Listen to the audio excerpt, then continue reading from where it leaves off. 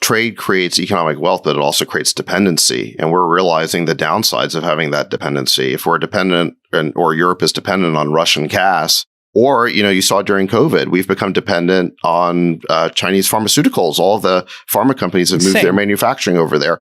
And then, that got, when China was rattling the saber because we were blaming them for COVID, this was back in 2020, they all of a sudden started implying we might not get access to pharmaceuticals. So look, we are going to have to rethink all those trade relationships. You can't have trade without trust because, again, if you are empowering the producer to cut you off when you make yourself dependent on that. Yeah. So look, I think we're going to have to rethink all of that. But can I go back to your best case, worst case question? Yes, I was trying to get somebody in there on that. I think that's a good question. And here, let me lay out the best case and then the worst. So the best case, look, the best case is this sort of the Fukuyama argument, this sort of the From argument. It's this Western triumphalism, which is, look, sanctions are going to drive the Russians into submission. They're going to topple Putin. The people are going to rise up. They're going to lose this war. We are going to strike a great blow against autocracy, and liberal democracy is going to win. Okay, I understand that argument.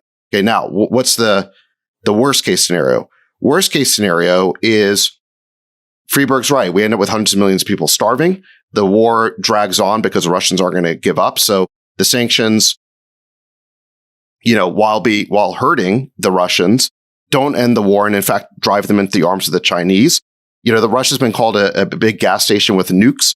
That gas station will now fill up the Chinese economy henceforth, worsening the balance of power in Cold War II.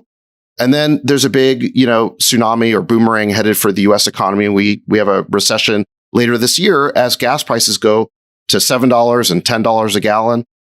And so it ends up hurting us. And so I certainly see the case for sanctions.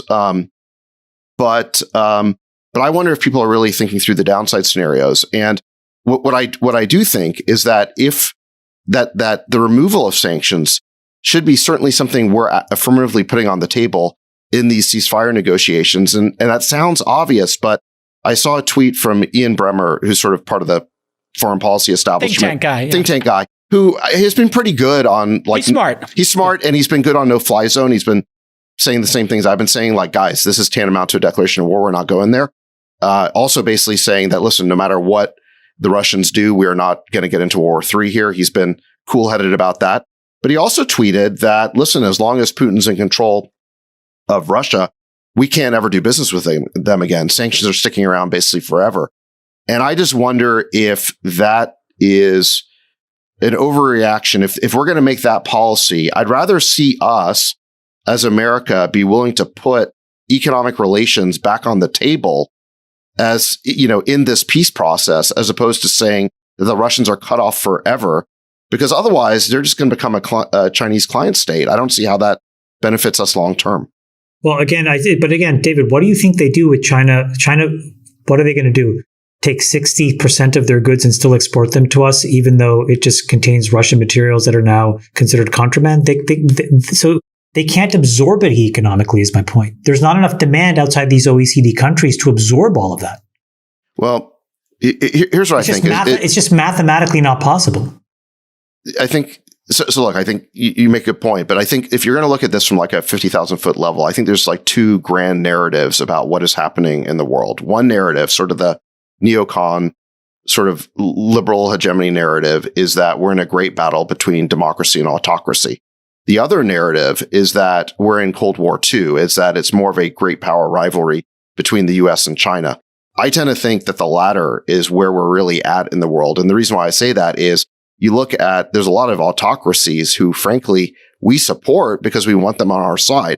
For example, Turkey is run by an autocrat. Erdogan is becoming more autocratic. In Egypt, we had sort of democracy there for a brief moment. When Mubarak got overthrown, guess what? They elected the Muslim Brotherhood.